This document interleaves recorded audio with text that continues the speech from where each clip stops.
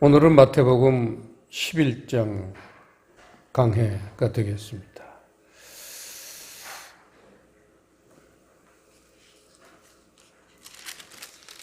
(1절부터) 보시면요.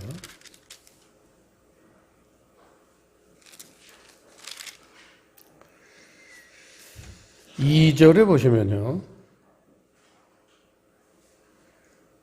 요한이 옥에서 그리스도의 하신 일을 듣고 제자들을 보내어 예수께 여짜오되 오실 그이가 당신이오니까 우리가 다른 일을 기다리오리까.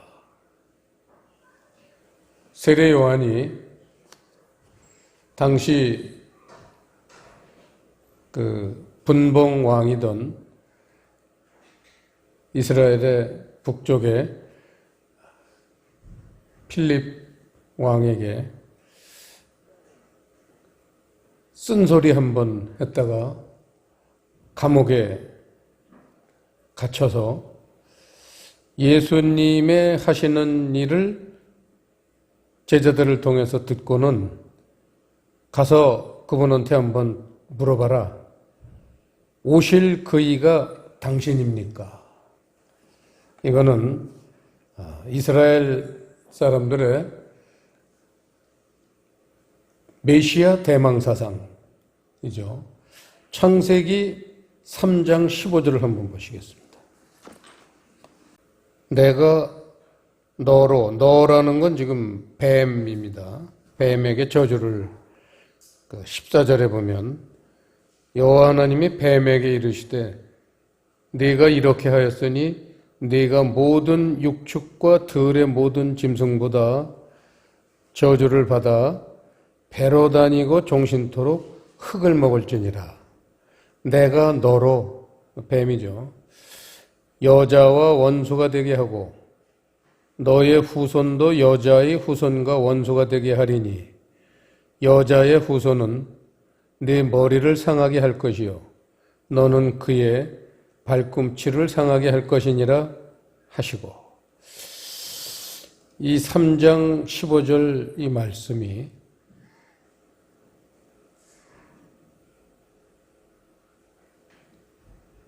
메시아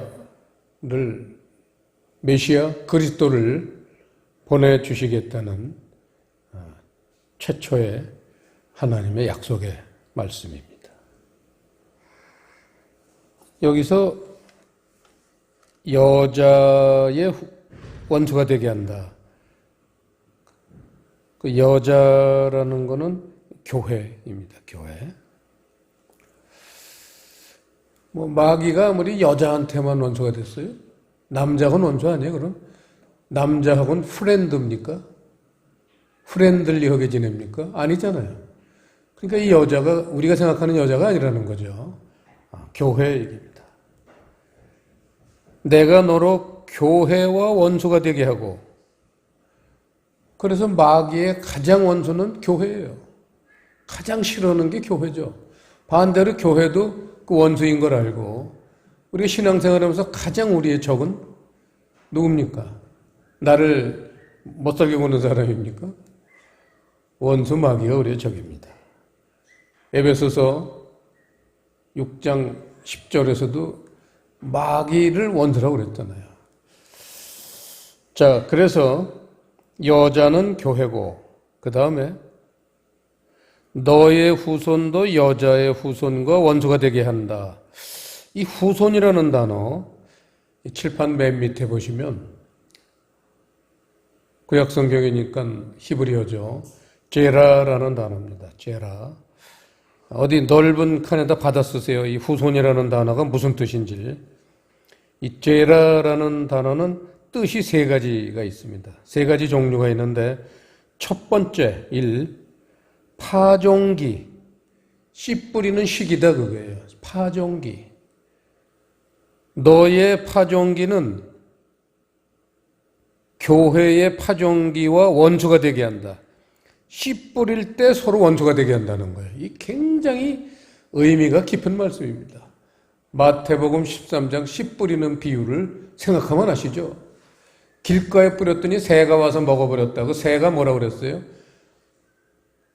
마귀라고 정확하게 기록이 되어 있잖아요. 바로 그거예요. 씨 뿌릴 때는 원수 사이가 돼요. 그건 결국은 뭐예요? 씨를 못 뿌리게 한다는 거예요, 마귀는.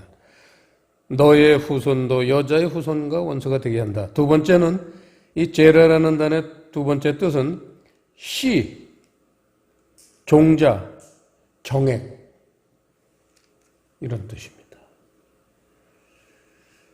그 다음 세 번째 뜻이 자손, 후손, 민족.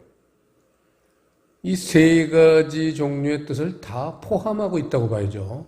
어느 것 하나 중요하지 않은 게 없습니다. 그래서 우리가 이 세 가지를 다 염두에 두고 후손이라는 단어를 항상 봐야 돼요. 창세기에 보면 아브라함의 후손, 이 후손 얘기들이 많이 나오는데 그게 그냥 자식 낳았다는 얘기가 아니에요. 그 세 가지 의미가 항상 함께하고 있다는 것을 명심을 해야 됩니다. 그만큼 하나님의 세계는 우리가 생각하는 것처럼 단순하지 않아요. 자, 본문으로 돌아가서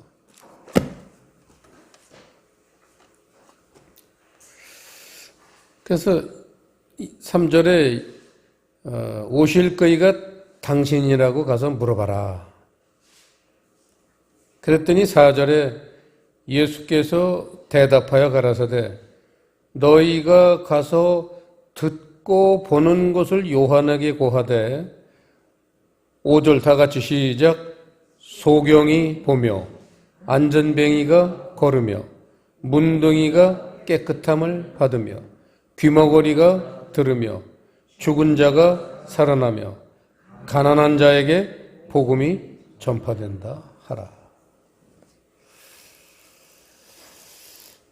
자, 이 5절 말씀을 잘 이렇게 한번 묵상을 해보시면요. 지금 복음이 전파되면 어떤 현상이 일어나는지를 설명하신 거죠. 그렇죠? 복음이 전파되면 어떤 일이 일어나요? 소경이 보게 된다는 거예요. 안전뱅이가 걷게 된다는 겁니다. 문둥이가 깨끗하게 된다는 거예요. 귀머거리가 듣게 되고 죽은 자가 살아난다는 겁니다. 이게 복음의 위력입니다. 이 말씀은 지금 예수님이 이사야서 61장 1절을 인용하시고 계신 거예요. 이사야서 61장을 잠깐 보시겠습니다. 이사야서 62장 1절 시작. 주 여호와의 신이 내게 임하셨으니 이는 여호와께서 내게 기름을 부으사 가난한 자에게 아름다운 소식을 전하게 하려 하심이라. 나를 보내사 마음이 상한 자를 고치며 포로된 자에게 자유를, 갇힌 자에게 노임을 전파하며. 이 말씀을 예수님이 인용을 하고 계신 거죠. 거기서 아름다운 소식이라는 단어는 복음하고 같은 단어죠. 복음이 원래 기쁜 소식, 아름다운 소식 그런 뜻이니까 복음입니다. 가난한 자에게 복음을 전하게 하시려고. 그 똑같아요. 본문으로 돌아가시면요. 가난한 자에게 복음이 전파된다 하라. 그러면 소경이 보며, 성경을 보는데 다 소경이에요. 우리가 눈 가지고 성경을 읽는다고 하지만 사실은 소경입니다. 왜? 뜻을 모르니까. 소경이 보며 안전뱅이가 걸으며. 우리 믿는 사람들은 말씀을 순종하면서 말씀을 지키고 말씀을 따른다고 하지만 안전뱅이 같다 이거예요. 하나님 말씀을 잘 따르질 못하고 쩔뚝거린다 그거예요. 문둥이가 깨끗함을 받으며. 문둥이라는 거는요, 몸 구석구석에 이곳 저곳에 그런 병균이 이렇게 임해서 살점이 떨어져 나가고 감각이 없는 그러한 병이 문둥입니다. 영적인 문둥이 얘기를 하는 거죠. 귀머거리가 들으며 아까 소경이 보며하고 비슷하죠. 정말 하나님이 뭐라고 말씀하시는지는 귀머거리기 때문에 못 듣고 있다가 복음이 오면은 그게 해결된다는 겁니다. 하며 죽은 자가 살아나며 가장 중요한 거죠. 죽은 자가 살아난다. 복음이 뭐예요? 가장 중요한 역할이 죽은 자를 살리는 역할. 그게 복음이라는 겁니다. 그러면서 6절에 보시면요. 누구든지 나를 인하여 실족하지 아니하는 자는 복이 있도다 하시니라. 이 6절이 사실은 오늘 이 본문 마태복음 11장 말씀 중에서 가장 우리에게 충격을 주시는 그러한 말씀입니다. 누구든지 나를 인하여, 나라는 건 지금 이 2절부터 5절까지 내용으로 보건데, 나라는 건 누구예요? 복음을 가지고 오는 그리스도죠. 그건 복음이에요, 핵심이. 누구든지 나를 인하여, 복음을 인하여 실족하지 아니하는 자는 복이 있도다. 이 놀라운 메시지입니다. 예수님이 이 땅에 오신 목적이 바로 이 복음을 가지고 오셔서 죽은 자들을 살리시는 그러한 메시아의 역할을 하시기 위해서 오셨는데 실족하는 사람이 대부분이라는 거예요. 실족하지 않는 사람은 복이 있다. 복이라는 건 영생이죠. 실족하지 아니하여야지 영생을 누리는데 실족을 하고 있습니다. 오늘날 교회 모습을 보면 아시죠? 그러면서 7절부터 8절, 9절, 10절까지는요, 이 복음을 가져오신 이 그리스도, 예수님이 하시는 말씀이, 근데 너희들은 어디에 관심이 많냐? 7절에서 10절 내용은 다 알지만 세례 요한한테 필이 꽂혀 있어요, 사람들이. 그걸 지금 지적하시는 거예요. 내가 너희들 죽은 거라는 거예요, 너희들은. 우리가 살아있다 하지만 죽은 자예요. 그걸 몰라요. 왜? 우리가 육으로만 살아있지. 영으로는 죽어 있는 거예요. 인류는 모든 인류가 똑같습니다.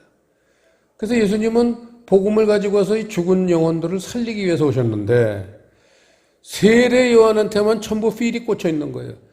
그러니까 예수님이 열받으셨어요. 11절 보세요.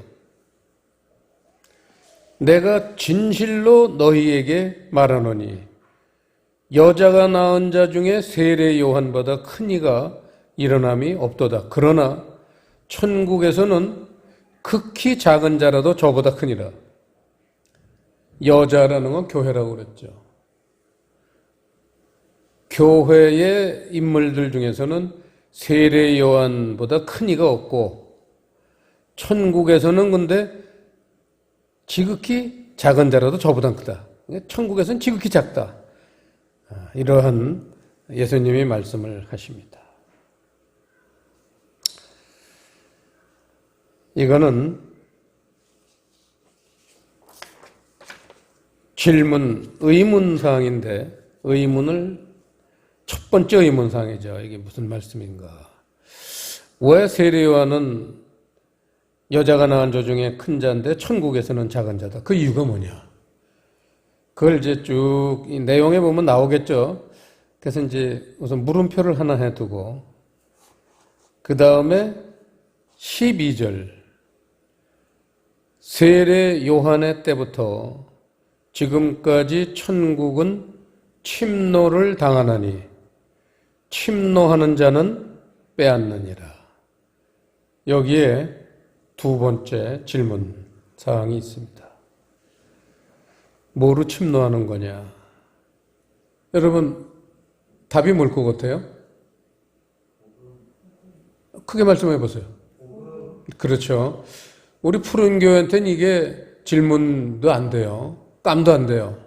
근데 이게 세상 교회에는 이게 지금 닫혀 있다는 거예요. 가난한 자에게 복음이 전파된다 하라. 그 말씀을 예수님이 하신 거 아니에요. 근데 너희들은 세례 요한한테만 빠져 있구나.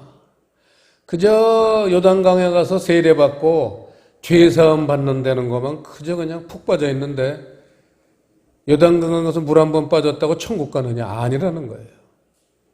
물론 천국을 가려면은 첫 번째 우리가 해야 될 게 죄사함을 받아야 되죠. 죄를 회개해야 됩니다. 당연합니다. 죄를 회개한다는 것은 그 가장 깊은 철학적인 측면에서 볼 땐 그게 뭐냐면 세상 것들을 우리가 너무 떠받들었다 이거 아니에요? 죄라는 게. 그래서 세상 것 떠받드는 거를 이제 정리한다. 이게 회개고 이게 세례예요. 그럼 세상 거를 정리했다고 천국 갑니까? 그건 아니에요. 천국 갈 수 있는 기반이 되는 거지. 천국 가려는 거는 하나님 것을 받아들이기 시작해야 돼요. 그게 복음이에요.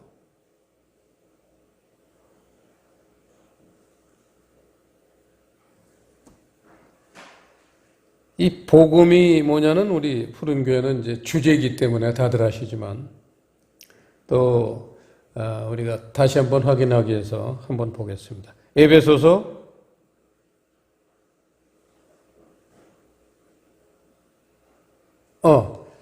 그보다 무엇으로 침노하느냐를 좀 더 문자적으로 확실하게 하기 위해서는 그 12절에다가 빈칸에다가 누가복음 16장 16절이라고 관주를 달아놓으시고 누가복음을 찾아보는 겁니다.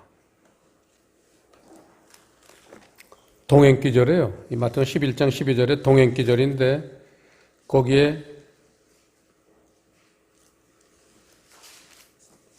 122페이지 누가복음 16장 16절 시작. 율법과 선지자는 요한의 때까지요 그 후부터는 하나님 나라의 복음이 전파되어 사람마다 그리로 침입하느니라. 사복음서가 이래서 같은 내용을 반복하는 것처럼 보이지만 절대 똑같은 반복이 아닙니다. 한두 개라도 단어가 새로운 게 나타나요. 그래서 이 공간복음, 똑같은 내용을 같은 시각으로 봤던 마태, 마가, 누가 이 세 가지 성경은 한꺼번에 봐야 됩니다. 복음이 전파되어 그리로 침입한다. 정확하게 써놓으셨습니다.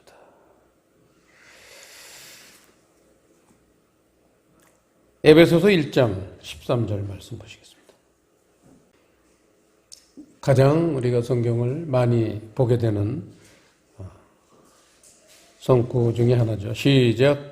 그 안에서 너희도 진리의 말씀 곧 너희의 구원의 복음을 듣고 그 안에서 또한 믿어 약속의 성령으로 인치심을 받았으니.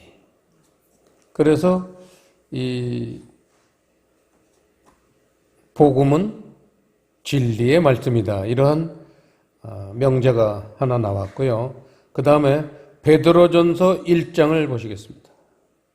베드로전서 1장 25절 378페이지 시작.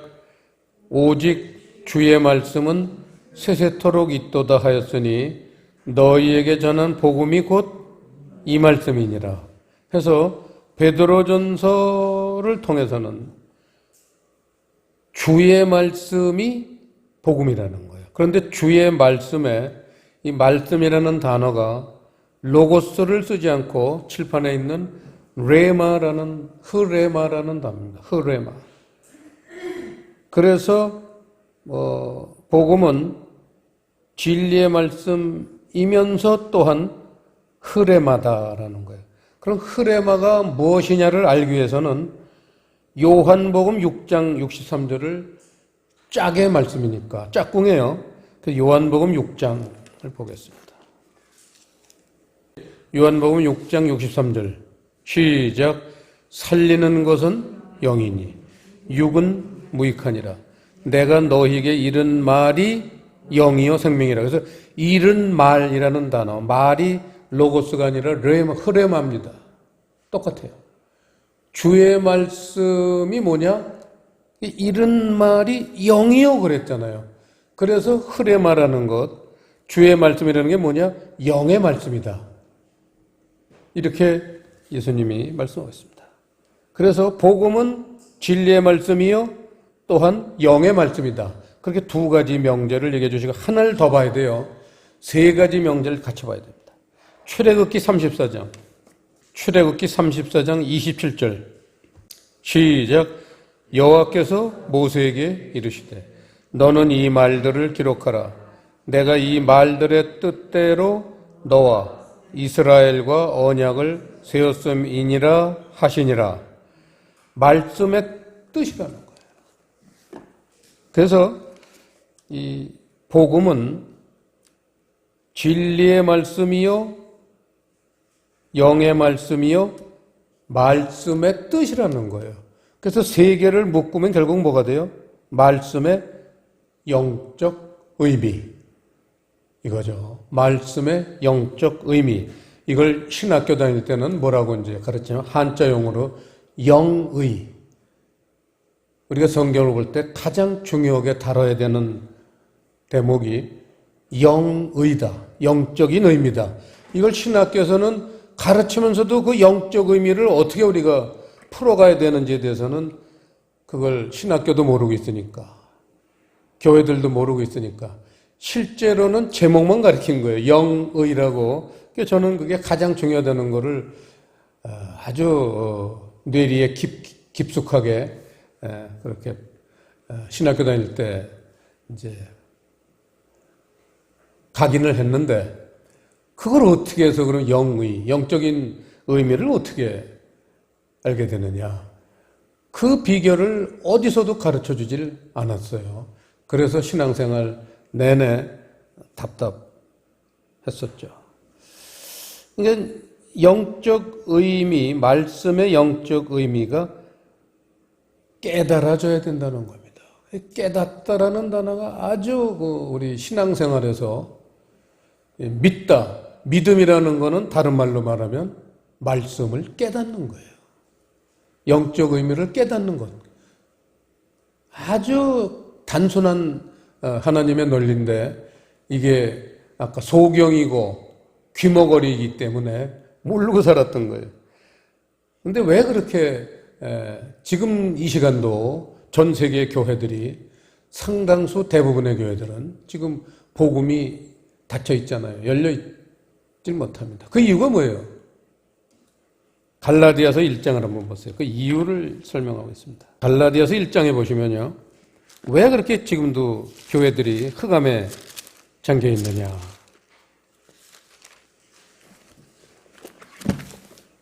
갈라디아서 1장 302페이지 11절 12절 11절 시작. 형제들아 내가 너희에게 알게 하노니 내가 전한 복음이 사람의 뜻을 따라 된 것이 아니라 이는 내가 사람에게서 받은 것도 아니요 배운 것도 아니요 오직 예수 그리스도의 계시로 말미암은 것이라.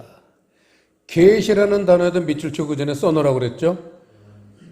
영적 의미로 깨달아지는 것, 이게 계시예요.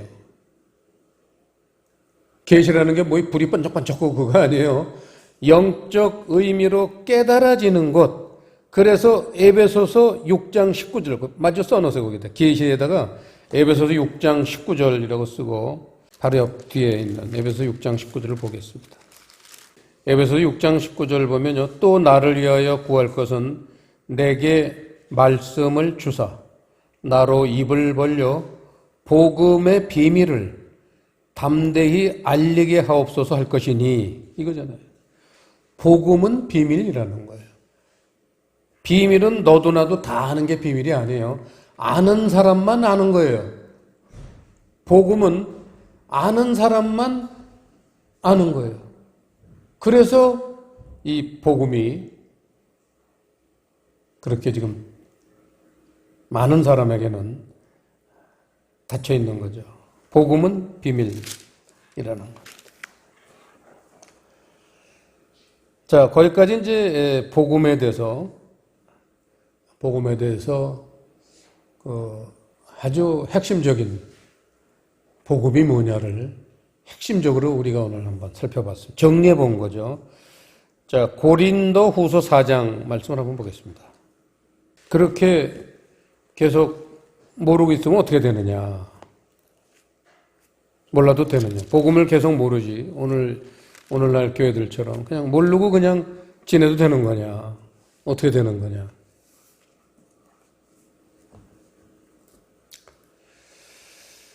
(289페이지) 고린도 후서 3절에 보시면요. 3절 시작. 만일 우리 복음이 가리웠으면 망하는 자들에게 가려운 것이라.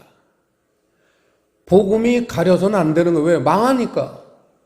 하나님 입에서 망한다, 멸망한다 하는 거는요, 얼마나 처참한 결과가 일어나는지 아시잖아요. 지옥 간다는 얘기예요. 복음이 가려우면 지옥 간다는 거예요. 이 얼마나 놀라운 경고의 말씀입니까? 그래서 아까 본문 6절에서 나를 인하여 실족하지 않는 자는 복이 있다. 그 얘기예요. 복음에 실족을 하면은 복이 있다. 천국 간다. 똑같은 얘기예요, 지금. 복음이 가리면 지옥 간다. 그 얘기예요. 자, 그러면서요, 색연필을 하나 꺼내세요. 이 3절에 복음이라는 단어에다가 색칠을 하세요. 그리고 2절에 끝에서 세 번째, 네 번째 보면 진리라는 단어에 색칠을 하세요. 그 다음에 6절에 시작하는데 빛이라는 단어에다 색칠을 했어요. 7절에 보배라는 단어에다 색칠을 하세요. 이 네 가지가 다 똑같은 얘기입니다. 복음을 보는 각도에 따라 복음의 내용이 진리죠. 그리고 복음은 우리에게 하늘나라의 빛을 비춰주는 거잖아요. 어둠 속에 있던. 그래서 빛이에요. 그리고 이게 천국으로 인도하니까 보배예요. 보배인데 7절에 보시면요. 이 보배를 질그릇에 가졌으니, 이 재밌는 표현이죠. 보배는 보물이잖아요. 얼마나 귀한 보물입니까? 근데 그 보물을 어디다 숨겨놔요? 질그릇에다 집어넣으셨다는 거예요. 질그릇이 뭐예요? 질그릇이 어디 있는 거예요? 우리의 마음이죠. 개떡 같은 거나 생각하는. 그저 세상이나 좋아하고, 그저 돈 좋아하고, 그저 욕심이나 부리는 그러한 마음에다가 보배를 그냥 넣을 수가 있겠어요? 깨끗이 씻어야지 넣을 수 있겠죠. 그거예요. 그래서 깨끗이 넣을 수 있는 그런 청소하는 걸 세례라고도 하고 십자가라고 하는 겁니다. 질그릇이니까. 그 질그릇에다가 보석을 담을 수 있겠어요? 깨끗이. 아무리 질그릇이라도 근데 깨끗이 닦으면 하나님한테 쓰임을 받아요. 베드로 후서에 나오죠. 아무리 그릇이 간장종지 같이 시원찮은 그릇이라도 깨끗하게만 씻으면 하나님이 귀하게 쓰신다 그랬어요. 아주 하나님의 원리입니다. 우리 마음이 좁아 터지고 밴댕이 소갈딱지 같을지라도 깨끗하게만 씻으면 하나님이 쓰시는 거예요. 하해와 같이 마음이 넓은 사람만 천국 가는 거 아니에요. 참 이 보배를 질그릇에 담으신다는 거, 이거는 그 설명을 쭉 하셔서 7절에 보시면 우리가 이 보배를 질그릇에 가졌으니 이는 능력의 심이 큰 것이 하나님께 있고 우리에게 있지 아니함을 알게 하려 함이라. 이 얼마나 귀한 말씀입니까? 그래서 이제 질그릇이기 때문에 우리가 마음가짐을 어떻게 해야 되냐면 아까 본문 마태복음 11장 5절에 제가 그때는 이제 지나갔지만 거기 뭐라 했냐면 어떤 사람에게 복음이 전파된다 그랬어요? 5절에? 어떤 사람? 소경이 보며 뭐 쭉 해서 어떤 자에게 복음이 전파된다 하라? 가난한 자에게. 그럼 지금 교회들은 가난한 거예요? 아닌 거예요? 스스로 자기 가슴을 치면서 물어봐야 돼요. 자기 자신에게. 지금 교회들이 왜 복음이 열려 있지 않습니까? 가난하지 않다는 거예요. 가난하지 않다는 건 반대가 뭐예요? 부자라는 얘기입니다. 가난한 자에게 복음이 전파된다. 이 가난하다라는 단어가요, 칠판에 있지만 프토코스입니다. 프토코스. 프토코스라는 것은 영적으로 가난한 그런 뜻이에요. 내가 영적으로는 참 무지합니다. 그렇게 무지합니다. 둘째가라도 서러워하겠습니다. 정말 저는 영적으로는 아주 깡통입니다. 이러한 그런 절절한 마음을 가진 사람, 그게 프토코스예요. 영적으로 가난한. 그렇게 영적으로 가난한 자에게 하나님은 복음을 들려주시는 거예요. 근데 교회 생활하면서 그냥 할렐루야, 놀렐루야 그냥 뭐 신나게 신앙생활하는 사람한테는 절대 복음이 열리질 않습니다. 가난하진 않기 때문에 그렇죠. 가난한 자에게 복음이 전파된다. 철칙입니다. 아주 중요합니다. 그래서 아까 복음을 그렇게 고린도후서에서 4장에서 진리라는 거를요 요새 단어로 제가 풀어볼게요. 정치용어로. 얼마 전까지 검찰총장 하셨던 윤석열 검찰총장이 이제 검찰직을 내려놓으시고 이제 그냥 야인이 됐습니다.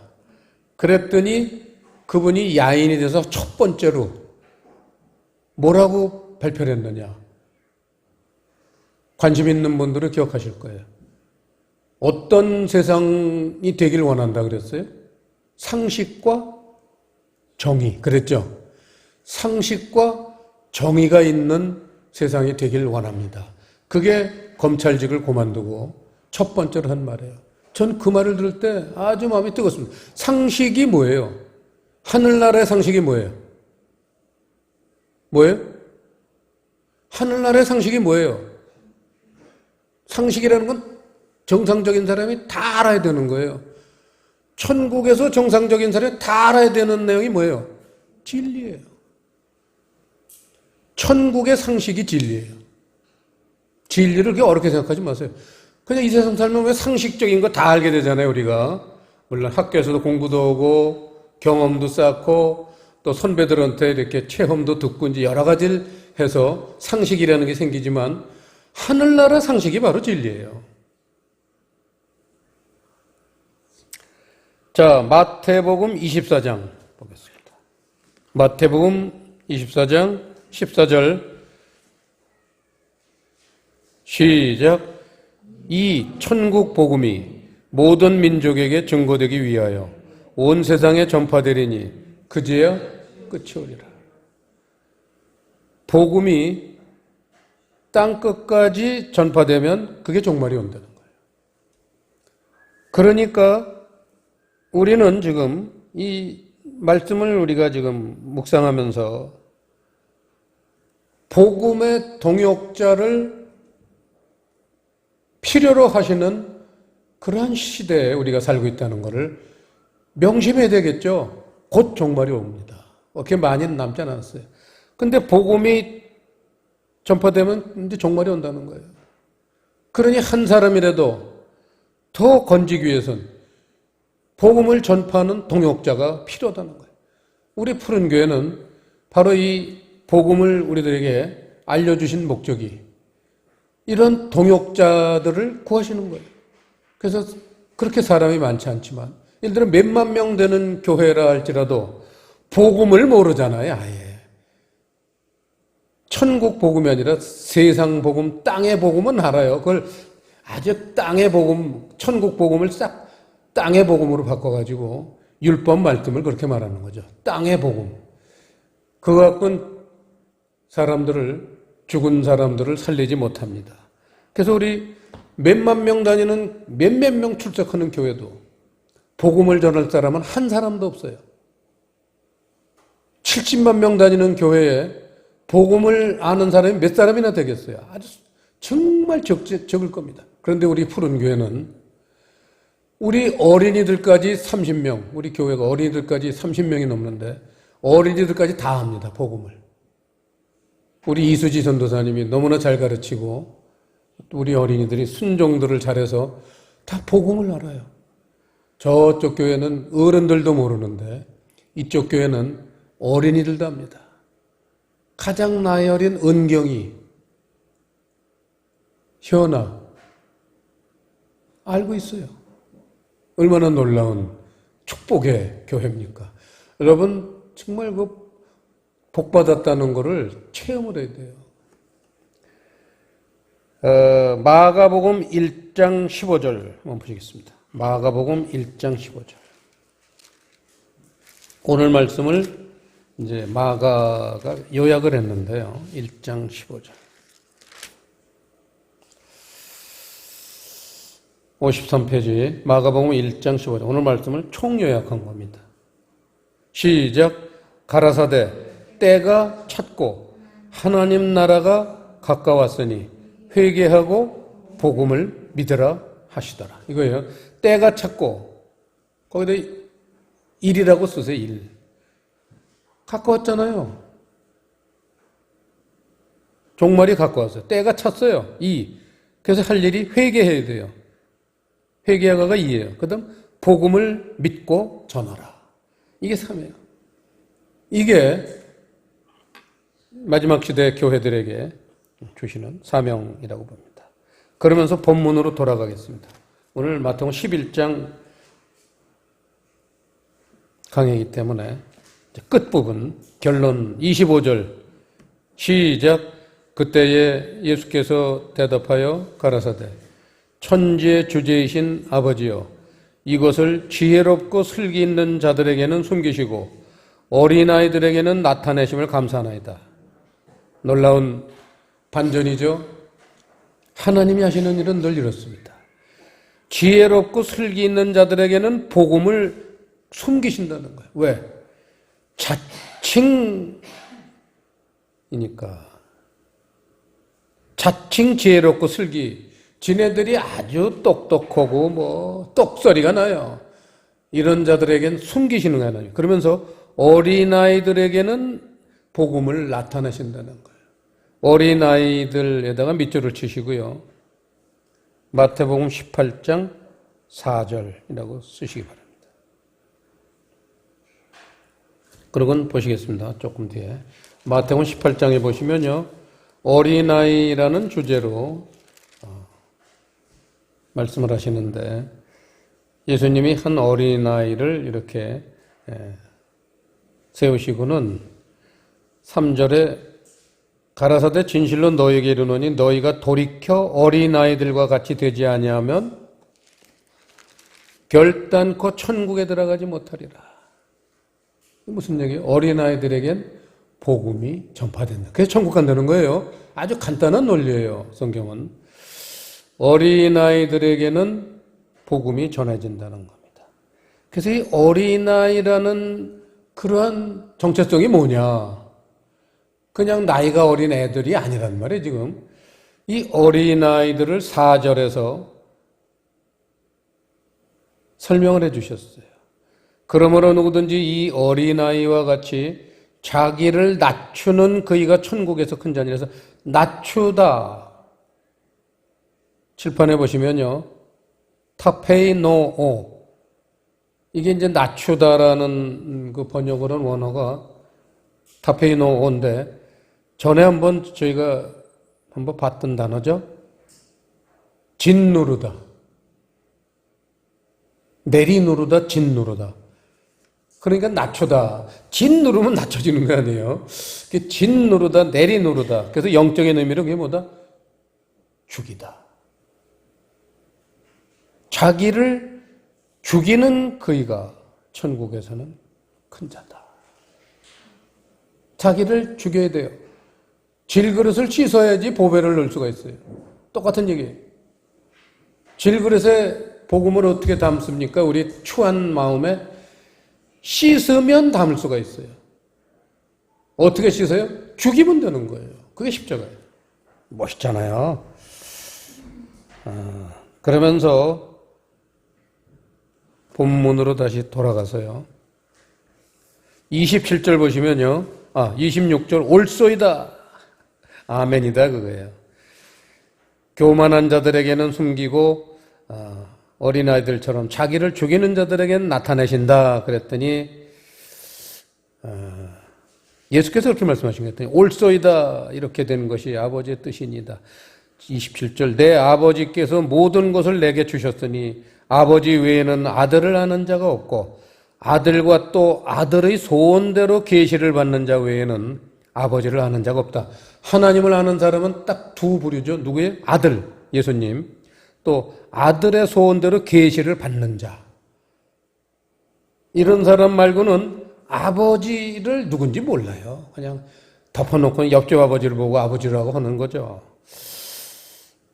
그러면서 28절, 29절, 30절이 이 복음에 대한 결론 말씀이에요. 이게 이제 복음과 관계없이 교회마다 전부 전도할 때 제일 많이 쓰는 성구인데 이게 복음에 대한 결론 말이에요. 자, 29절 보시면요. 수고하고 무거운 짐진 자들아 다 내게로 오라. 내가 너희를 쉬게 하리라.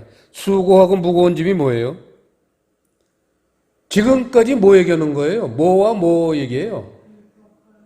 율법과 복음 얘기예요. 마태복음 11장에 아까 세례 요한 얘기를 왜 했어요? 율법이잖아요. 세례 요한 율법은 세례 요한 때까지다 그랬잖아요. 그런데 전부 사람들이 시선이 어디 꽂혀 있어요? 아까 7절, 10절 전부 세례요. 율법에만 꽂혀 있는 거야. 복음을 갖고 예수님이 오셨는데도 저리 가. 나는 율법 말씀만 볼래. 이렇게 돼 있는 게 교회들이. 수고하고 무거운 짐진 교회들아. 율법에 빠져 있는 교회들아. 내게로 오라. 내가 너희를 쉬게 하리라. 나는 마음이 온유하고 겸손하니 나의 멍에를 메고. 멍에가 뭐예요? 이게 복음이에요. 나의 멍에를 메고 내게 배우라. 복음을 가지고 배우라는 거예요. 그러면 너희 마음이 쉼을 얻으리니 이는 내 멍에는 쉽고 내 짐은 가벼움이라 하시니라. 얼마나 멋있는 결론입니까? 이걸 그냥 29절 딱 잘라서 그냥 수고하고 무거운 짐진 자들아 다 내게로 오라. 세상 살면서 힘들지 교회로 오세요. 이런 용도로만 사용하니까 정말 주님이 이 말씀을 기록하실 때 그 의도하고는 너무나 얄팍한 거예요. 물론 그것도 교회를 오게 하는 좋은 그런 성구가 되죠. 대개 교회들이 그거 써붙였어요. 마태복음 11장 28절 수고하고 무거운 짐진 자들아 다 내게로 오라. 그걸 써붙였는데 하나님 말씀은 더 우리에게 영양가가 높은 교훈을 주신다는 걸 명심하시고 또 아까 가난한 자에게 복음이 전파된다는 걸 다시 한번 강조하신 게 29절 어떤 사람? 마음이 어때야 돼요? 온유하고 겸손하대요. 그러니까 오늘날 교회들은 가난하지도 않고 온유하지도 않고 겸손하지도 않다는 얘기죠.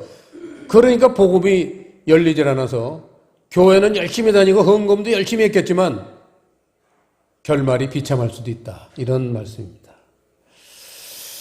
그래서 나의 멍에를 메라. 복음을 통해서 내게 배우라. 복음을 통해서 하나님 나라의 상식을 배워라. 진리를 배워라 이거죠. 복음의 내용이 진리니까요. 복음이라는 거는 이제 제목이에요. 복된 소식이라는 건 제목이 그렇다는 거고 그 복된 소식의 내용이 진리, 하늘나라의 상식. 그래서 우리는 이러한 오늘 마태복음 11장 말씀을 통해서 얼마나 이 하나님 말씀을 보되 그 내용이 중요하다는 걸 알아야 될 것 같습니다. 기도하시겠습니다. 아버지 하나님, 오늘 마태복음 11장 말씀을 통해서 율법과 복음 둘 중에 어느 것을 택할 것인지를 우리에게 요구하셨습니다. 우리 지금 잠자고 있는 교회들이 좋은 선택을 할 수 있도록 성령님 빛을 비춰주시고 인도해 주시옵소서. 예수님 이름으로 기도드리옵나이다.